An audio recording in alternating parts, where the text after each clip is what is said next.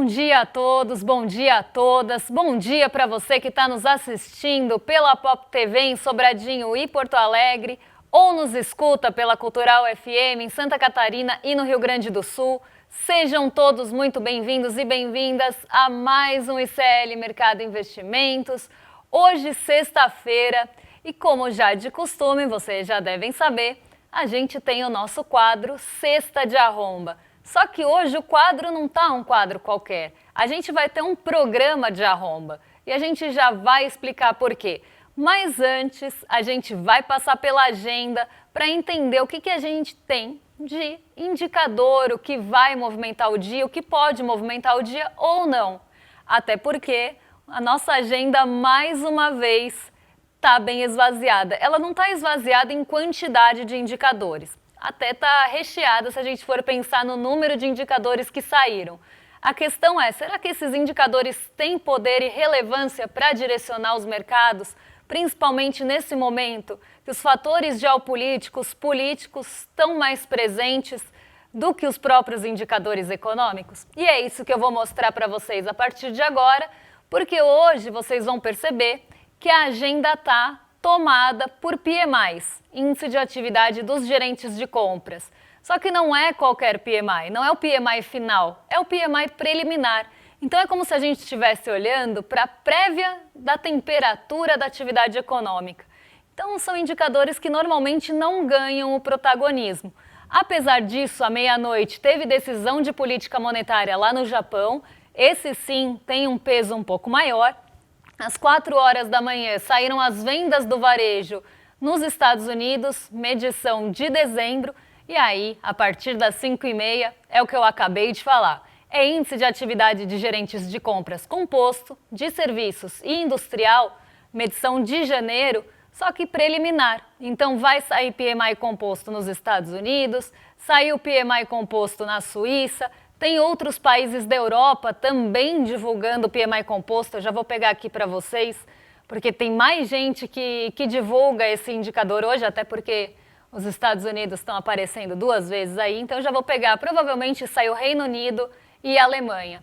Às 11h45 tem PMI composto lá nos Estados Unidos, aí sim, composto industrial e de serviços preliminar, e às 12 horas tem a Universidade de Michigan trazendo o índice de sentimento do consumidor de janeiro e as expectativas de inflação para 1 e 5 anos. Esse dado normalmente tem um pouco de relevância ou ganha um pouco mais de peso, justamente por conta das expectativas de inflação, ainda mais num cenário como o que a gente tem hoje de Donald Trump ameaçando de novo com tarifas. Ele voltou atrás, mas não deixou de ameaçar os países com tarifa, e isso gera expectativa inflacionária, isso gera perspectiva de inflação. Então, nesses momentos que a gente tem, né, esse fantasma das tarifas voltando a rondar, ou nos momentos que isso acontece, essa expectativa de inflação ganha um pouco mais de relevância. Só que, confirmando o que eu tinha falado, às 5h30 da manhã saiu o PMI da Alemanha, às 6 horas da zona do euro, e 6h30 do Reino Unido. Tá? Os Estados Unidos estava lá 2 vezes, eu acho que foi uma réplica de arte ali, mas o dos Estados Unidos sai daqui a pouquinho. De manhã, os PMIs, índices de atividade de gerentes de compras preliminares, são ali dos países europeus, até porque Europa tem um fuso diferente, então eles já estão em outro horário lá, esse é o horário aqui do Brasil. Dia hoje, então, com pouco condutor, assim como nos outros dias, um dia de pouca movimentação na parte de agenda, de indicadores econômicos. Podem ver que o Brasil nem está na agenda hoje, mais uma vez o Brasil está sumido, mas não por isso a nossa bolsa não está indo bem. Não é porque a gente tem uma ausência de indicadores que a nossa bolsa está sem direção, está à deriva. Isso não está acontecendo, pelo contrário. Ontem a nossa bolsa bateu um novo recorde e não foi qualquer salto também não. Não foi um recorde porque subiu 0,3% e atingiu a maior alta. Não foi isso, pensando em pontos, claro. Ela subiu bastante, inclusive chegou a flertar com uma alta maior, chegou a flertar com uma pontuação maior, não conseguiu sustentar, mas manteve um ritmo muito bom ontem, uma alta bem elevada inclusive, e acabou renovando a máxima histórica. Ibovespa fechou acima dos 175 mil pontos, depois de subir mais de 2%. E o motivo foi o mesmo dos outros dias. A gente já tem 3 dias de altas consecutivas, de recordes sendo alcançados. Lembrando que quando a gente começou a passar os patamares recordes, a gente estava em 166 mil pontos. Agora a gente está falando de patamares que chegaram a flertar acima dos 176. A gente está falando de quase 11 mil pontos em um pouco menos de uma semana. Isso não é pouca coisa e isso é reflexo dessa busca que eu tenho falado para vocês por ativos de países emergentes. E o Brasil acaba sendo esse destino preferido porque temos preços descontados, principalmente quando a gente fala de dólar. Então tem sim algumas oportunidades e potenciais de valorização aqui. Recurso estrangeiro está vendo isso e entrando em peso, mas também fora da bolsa a gente tem a nossa taxa de juros bem atrativa. Vamos passar então aqui pelos números. 175.589 pontos foi o nosso recorde alcançado no fechamento. Lembrando que no intradiário, no meio da movimentação, a gente passou desse ponto, mas o fechamento ficou em 175.589, quase marcando mesmo 11 mil pontos de alta. Aqui, né, 11 mil pontos no intradiário. Se a gente for considerado 166, que foi o patamar recorde, o último patamar recorde alcançado nessa estirada de fôlego, a gente está falando de pelo menos 9 mil pontos. 2,20 de alta. O dólar caiu para baixo dos 5,30. Isso é importante porque 5,30, R$ 5,30, é um patamar psicológico relevante para o dólar. Porque você tem ali aquele patamar de 5,30, se furar para baixo, será que sustenta? Se passar muito, será que vai trazer um novo teto de alta? Então 5,30 é um piso importante para o dólar.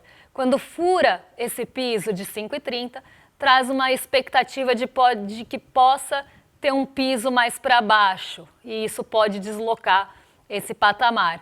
É interessante que a gente tem orbitado muito esse patamar dos R$ 5,30 e agora consegue cair para baixo desse ponto importante psicológico, que pode fazer o dólar voltar em ajuste, mas também se sustentar.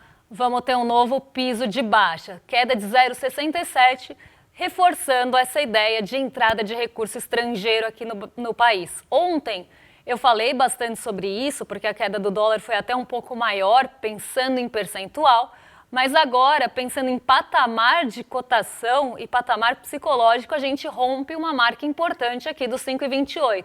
É para ficar atento se a gente vai conseguir ou não sustentar e manter esse patamar mais baixo de dólar. Queda de 0,67, então, como falei, muito motivada por essa entrada de recurso estrangeiro.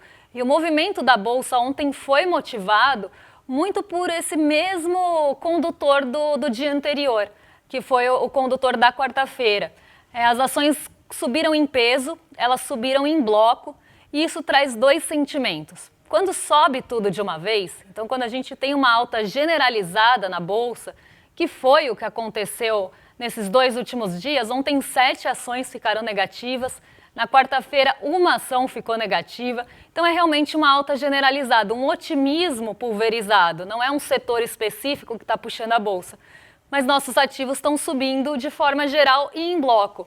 Isso traz 2 pontos, né? A fragilidade que a gente pode ter depois com o ajuste, porque quando todo mundo sobe, a fragilidade que fica é que se tiver um ajuste, algumas ações podem sofrer um pouco mais com isso e cair de uma forma bem mais forte. Então deixa essa expectativa, essa possibilidade de ajuste em bloco também. Então se todo mundo sobe, não é por um motivo específico. Por exemplo, o setor de mineração mostrou um resultado muito bom e isso puxou o setor para cima. Ou o petróleo está puxando a Petrobras por uma questão específica de energia. Não é isso que está acontecendo. As ações estão subindo de energia a consumo, de utilities a mineração e siderurgia, financeira a construção civil. Está subindo todo mundo. Então não é um motivo específico daquele setor ou daquele país. No país até sim, porque o Brasil está sendo um destino. Isso deixa realmente essa fragilidade do ajuste. Quando ele acontecer, ele também vai acontecer de forma geral e algumas ações mais voláteis vão sofrer bastante. Até porque não tem uma sustentação além desse otimismo e dessas barganhas que estão sendo apresentadas aqui na nossa Bolsa para a entrada e atração do recurso estrangeiro. Mas, por outro lado, a gente tem que pensar que o Brasil está sendo visto como esse destino para o recurso estrangeiro. E justamente porque tem oportunidade de valorização aqui e porque existe uma desconfiança e uma incerteza em relação aos títulos de dívida dos Estados Unidos e, mais do que isso, se esse porto seguro vai conseguir se firmar com Donald Trump na presidência, ameaçando e subindo o tom com todo mundo. Essa incerteza em relação aos Estados Unidos faz com que o recurso saia de lá, ainda mais em um momento que existe a projeção ou a perspectiva que os títulos de lá vão pagar menos. Então você está oferecendo um risco um pouco maior por conta do seu presidente laranja, que está ameaçando todo mundo, que está subindo o tom, está falando de anexar país, está falando de anexar território. Isso gera incerteza, isso deixa o ambiente instável. Ninguém vai querer tomar decisão e aumentar a produção, sendo que ele pode de um dia para o outro acordar e falar, vou tarifar esse país e acabar com aquela produção. Essa incerteza gerada pelo Donald Trump aumenta o risco de se colocar o dinheiro lá também. Ao mesmo tempo, os títulos de dívida dos Estados Unidos estão pagando menos na expectativa de corte de juros. Até porque a economia dos Estados Unidos vem mostrando um comportamento misto. Alguns indicadores mostram alguma resiliência da atividade econômica e outros mostram que existe uma patinação ali, né? Você está andando meio de lado, não está conseguindo sair do lugar. Isso reforçaria corte de juros. Pode ser que eles não venham nesse primeiro momento, mas em algum momento nesse ano podem acontecer. Então você está aumentando o risco, mas os títulos de dívida estão pagando menos. O que acontece num cenário desse? As pessoas que estavam posicionadas nesses títulos dos Estados Unidos vão pensar onde eu posso ganhar mais em um cenário que tem potencial de valorização e que também me traz alguma segurança. E aí o recurso está vindo para o Brasil para buscar essa possibilidade de rendimento, seja na renda fixa, que paga muito bem aqui, né, para quem é rentista. Nossa taxa de juros é um deleite, então vem o dinheiro para cá para ganhar com a taxa de juros, mas também nessas oportunidades que estão bem desvalorizadas na nossa bolsa. E aí o resultado é esse que a gente está vendo, a bolsa sobe e o dólar desce. Vamos falar de Nova York também, vou colocar aqui na tela para o pessoal de casa acompanhar. Nova York continua também nessa mesma toada, algumas ações de energia também puxaram um pouco ontem, principalmente S&P para cima, que tem esse subsetor um pouco mais forte, por conta de movimentação de petróleo. A Petrobras também se favoreceu desse movimento, além de tudo que eu falei. Então, Nova York não tem grandes novidades, não foram altas tão grandes como a da nossa aqui, da nossa bolsa, do nosso índice, mas continuam nesse terreno positivo, ainda repercutindo aquele recuo, né, o taco do Trump em relação a tarifas na União Europeia ou nos países europeus. Ele tinha ameaçado a Europa, de forma geral, tarifas, aumento de tarifas gradual, inclusive, começaria em 10%, iria para 25%, caso a Europa não apoiasse a compra da Groenlândia. Depois ele voltou atrás, foi muito criticado em Davos, voltou atrás, mas ainda esse tom permanece pairando no ar. Ninguém tem certeza se ele vai sustentar isso ou não, ou se ele muda de ideia de novo.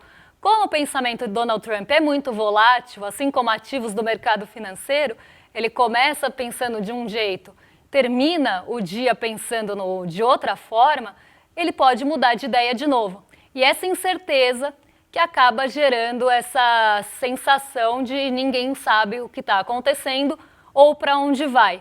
E aí parece que está todo mundo no meme da Turma da Mônica, o que está acontecendo, eu não sei, porque ele muda de ideia muito rápido, ele volta atrás, ele sobe o tom, ele ameaça, ele acaba ofendendo pessoas do seu próprio país, pensando em Lisa Cook, Jeremy Powell, quantas pessoas ele já não ofendeu e ameaçou também com o seu poder dentro dos próprios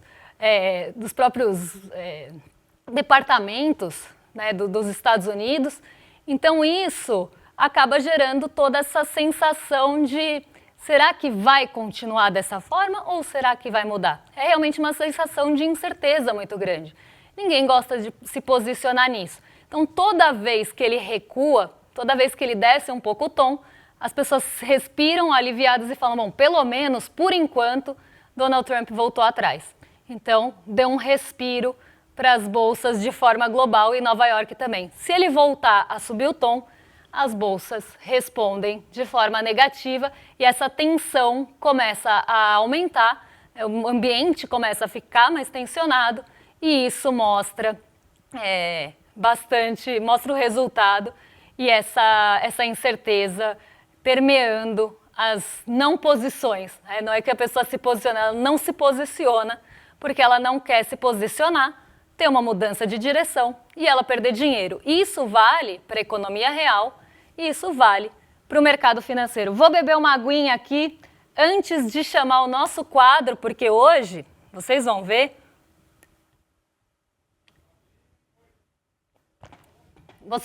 que hoje o nosso quadro de Cesta de Arromba vai tomar o programa, porque é um programa de arromba. O que está acontecendo vai sobrar para todo mundo e está arrombando muita coisa, principalmente o FGC. Então, e quem também tem previdência em alguns estados do país. Vamos rodar a vinheta que vocês já vão entender do que eu estou falando. É hora da Cesta de Arromba!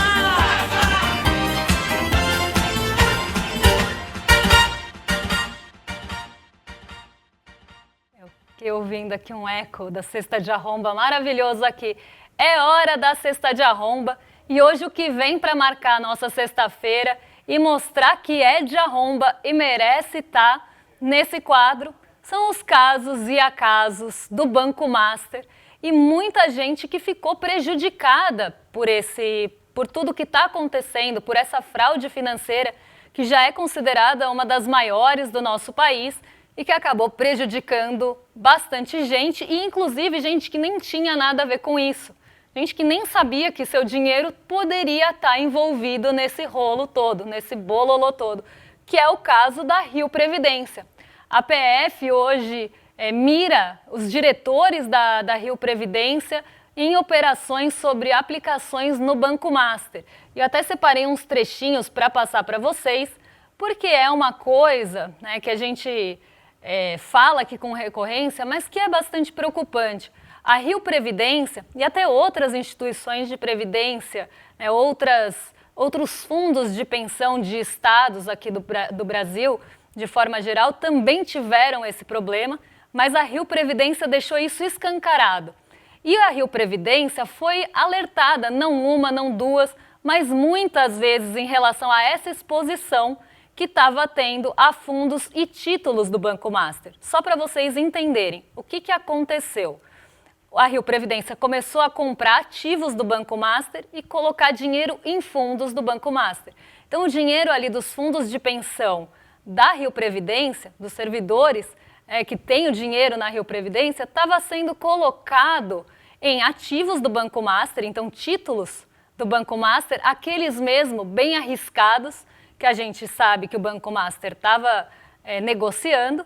Então, aqui, né, numa quase troca de favores, uma camaradagem, assim como fez o BRB, muito provavelmente a Rio Previdência estava injetando dinheiro no Master, comprando esses títulos. Não só isso, estava se posicionando também em fundos do Banco Master. Então era uma exposição bem grande de uma instituição de previdência e de fundo de pensão, que inclusive tem algumas regras de risco mais ajustadas, justamente porque você está falando da aposentadoria das pessoas, você está falando do dinheiro de uma vida trabalhada. Então as regras, normalmente, para fundos de pensão e previdência são um pouco mais rígidas, os riscos para serem tomados são um pouco menor, né? Então se você pega ali um orçamento de risco de um fundo de previdência, às vezes ele tem até um orçamento de risco um pouco menor para não expor as pessoas que guardaram dinheiro a vida inteira ao risco de perder. E quando a gente fala de um fundo de pensão, principalmente de uma entidade de previdência ou como uma Rio Previdência, isso precisa ser levado muito a sério, porque realmente é o dinheiro de uma vida, de um trabalho todo, e que isso vai pagar a aposentadoria das pessoas. E esse dinheiro colocado no Banco Master, mesmo sob alertas do Tribunal de Contas do Estado do Rio de Janeiro, continuou acontecendo. E Cláudio Castro lavou as mãos, fechou os olhos e não teve intervenção do governador do Estado do Rio, por mais que ele também tenha sido avisado sobre essa superexposição ao Master. Foram bilhões de reais aí da Rio Previdência expostos ao Banco Master e muito disso agora se perde, né? E a gente fica pensando, quem vai pagar a conta de tudo isso? Porque o FGC não cobre investidor institucional. A Rio Previdência é um investidor institucional. A Rio Previdência não está coberta pelo FGC. A Rio Previdência não é uma pessoa física com 250 mil por CPF. Ela vai tomar um tombo desses, e vai tomar um rombo também na nossa cesta de arromba, desses títulos e desses fundos que agora estão sendo liquidados e tudo mais, né? E esse dinheiro também emprestado ao Master, como é que fica agora se não tem cobertura? E a Polícia Federal hoje acabou deflagrando a Operação Barco de Papel. Eu queria muito saber quem dá o nome para essas operações, porque eu sou fã. Eu adoro o nome de Operação de Polícia Federal. E é Barco de Papel por um motivo muito bom e muito didático, porque expõe a fragilidade desses papéis do Banco Master. O barquinho de papel ali é muito frágil e a gente também está falando de papéis. Eu achei metafórico e muito, muito bom esse nome. Mas essa Operação Barco de Papel, ela faz parte das investigações sobre o caso Master, de Daniel Vorcário, e os alvos são os diretores da Rio Previdência, fundo responsável pela gestão de aposentadorias e pensões dos servidores públicos do Rio de Janeiro. Por isso que eu falo, são pessoas que não tinham nada a ver com isso, elas nem sabiam que o dinheiro delas estava no Master. Diferente de alguém que pode ter sido iludido por um assessor, por uma pessoa do banco, por uma pessoa da corretora, essas nem sabiam o que tinha dentro da sua previdência. E é o dinheiro dos servidores públicos que trabalharam e precisam receber essa aposentadoria. Então, um caso muito grave e que escancara essas relações, inclusive financeiras, entre o Banco Master e os diferentes estados aqui do Brasil. E a Rio Previdência, eu acho que é um caso bem emblemático para a gente falar desses riscos, né, do dinheiro ser usado, inclusive, dessa forma de conexão, de troca, né, se a gente pensar até de favores, de você injetar dinheiro em um banco mesmo sabendo que aquele banco poderia dar problema e tendo sido avisado que aquilo poderia acontecer, aceitar e continuar. Então, é aquilo, né? Aceito os riscos e quero continuar. O problema é que as pessoas que tinham dinheiro na Rio Previdência não sabiam disso. E a operação hoje, ela segue, eu tinha separado um trecho aqui, agora estou procurando. A investigação iniciada em novembro, então ela começou em novembro, perto da liquidação, visa apurar um conjunto de 9 operações financeiras realizadas entre 2023 e 2024, não são operações novinhas não, que resultaram na aplicação de aproximadamente 970 milhões de recursos pertencentes a autarquias em letras financeiras emitidas pelo banco privado. Então existiam 2 tipos de exposição aqui, a dos fundos e a dos papéis. E ainda nessa toada, não sei se vou conseguir chegar, porque o programa está indo para o final, mas tem o Eubank também, que teve a sua liquidação decretada essa semana e que tinha ali na sua carteira de clientes, principalmente pessoas que tinham dificuldade de abrir uma conta, que tinham dificuldade de acesso a crédito, pessoas até de menor renda. E você usar o dinheiro dessas pessoas para aplicar sem o consentimento delas, né, fazer uma engenharia financeira como o próprio Banco Central apresentou, isso é muito problemático. E você também estava usando essas pessoas para não só inflar esse patrimônio, mas criar uma carteira de crédito que poderia ter uma fragilidade também e ter isso no seu arcabouço também como forma de ganhar dinheiro em cima dessas pessoas e expondo essas pessoas ao risco, porque, por outro lado, se ela tivesse algum dinheirinho para guardar ou deixava na conta corrente, isso ia para fomentar essas operações e até para inflar o patrimônio, como mostra a matéria do nosso site.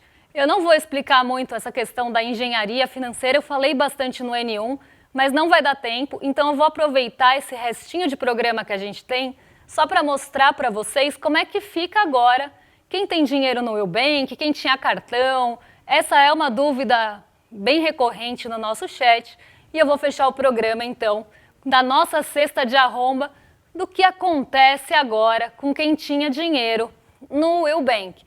Primeiro, os serviços são interrompidos, não vai conseguir fazer Pix, transferência, tudo fica suspenso e a conta deixa de funcionar. O saldo que você tinha lá, se você tinha algum saldo na conta parado, entra ali na conta de pagamento. Se for conta de pagamento, não tem, tá? E a grande questão é que você, normalmente no Willbank tinha conta de pagamento, né? Então essa é uma questão problemática aí. Cartões param de funcionar. Então, se você que passar o débito e crédito, bom, quem tinha Master já começou a perceber isso desde segunda. As contas não vão pagar, né, não vão passar as compras, porque você deixa de ter essa possibilidade de movimentação. Aplicações travadas, quem tem cobertura do FGC fica congelado, o valor aplicado e o rendimento até a data da liquidação ainda rola. A partir da liquidação, você não tem mais rendimento, o saldo fica parado ali até o pagamento, que se estima em 30 dias úteis, mas a gente viu no caso do Master que isso pode se estender. Você vai entrar na fila de credores do FGC, então vai entrar naquela fila de pagamento do FGC até liberar o pagamento do seu recurso, né, do dinheiro que estava ali aplicado direta ou indiretamente no Banco Will. Por que eu falo isso? Porque você pode ser correntista do Banco Willbank e ter ali o saldo, ter a poupança, não sei nem se eles ofertavam poupança, mas ter ali os CDBs, LCIs, LCAs do Willbank, então isso está coberto dessa forma, mas você pode ter comprado um CDB do Willbank em outro banco, em outra corretora também. E aí você entra na fila de credores do FGC. Dívidas e débitos continuam valendo. Seu dinheiro vai estar travadinho lá, mas se você tiver que pagar uma fatura de cartão, tem que pagar, não é porque não pode mais usar o cartão que não vai pagar a fatura. Tem que pagar sim, porque você tem que pagar, inclusive, os estabelecimentos que têm contas a receber desse Willbank, dessa compra, né? Nada mais é do que uma compra a prazo e os fornecedores ali, de quem você comprou, também precisa receber, eles recebem nesse prazo. Então, precisa pagar a fatura, isso continua valendo. E outra coisa também que muita gente tinha dúvida em relação a cartão de crédito, empréstimo, tudo continua, mas né, tem até uma questão que as coisas podem ser liquidadas antecipadamente. Então, quem tem parcela, quem tem crédito a vencer no longo prazo, pode ser trazido para o presente. Então, fiquem de olho nisso, porque o tombo pode ser, ou o susto pode ser grande. Se você tinha muita coisa parcelada, muito crédito a longo prazo ali, isso pode ser liquidado e trazido para o presente. Então, muita atenção e isso vai ter que ser pago de alguma forma, né? E aí é muito complicado, porque muitas coisas ficam bloqueadas. Imagina quem tinha essa conta como conta principal, vai ficar com o dinheiro bloqueado, preso, tendo que pagar a fatura, tendo que pagar o crédito. Então, né, pode ter um descasamento de prazos aqui, muita atenção para isso, mas tem que cumprir aí, né? O banco dá um jeito, né? O banco usa o FGC, o banco se vale de FGC para fornecer, para ofertar títulos bem agressivos, para não conseguir sustentar depois, mas a gente precisa honrar com os nossos compromissos e não tem, né, uma cobertura de FGC para salvar a gente. Infelizmente, é assim que funciona, né, o nosso sistema financeiro, sempre muito pró e protegendo a instituição. Agora vou jogar para os nossos vizinhos de cima, mas antes quero convidar vocês para se inscreverem no iclmercado.com.br, porque está chegando, falta menos de uma semana, para o nosso Mapa da Mina, que a gente vai destrinchar todas essas questões, vamos falar sobre armadilhas financeiras, para onde caminhar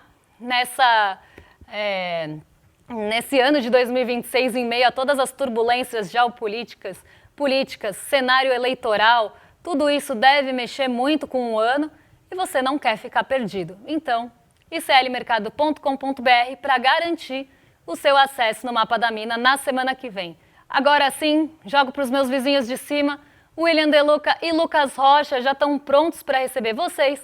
E eu volto na segunda-feira com mais Mercado Investimentos, o que mexe com o seu bolso, com a nossa bolsa e com as nossas vidas. Um beijão e até lá!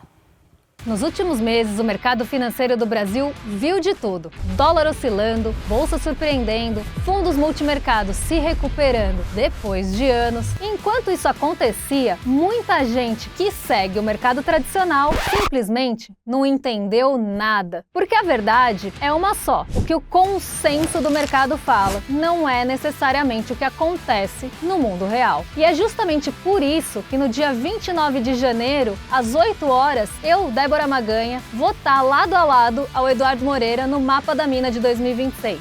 Uma aula gratuita para te mostrar os caminhos para os investimentos e finanças em 2026, mostrando as tendências para dólar, bolsa, juros, fundos e oportunidades, sem o filtro da Faria Lima, sem interesse escondido e sem armadilha. Você sabia que todos os nossos programas estão no Spotify?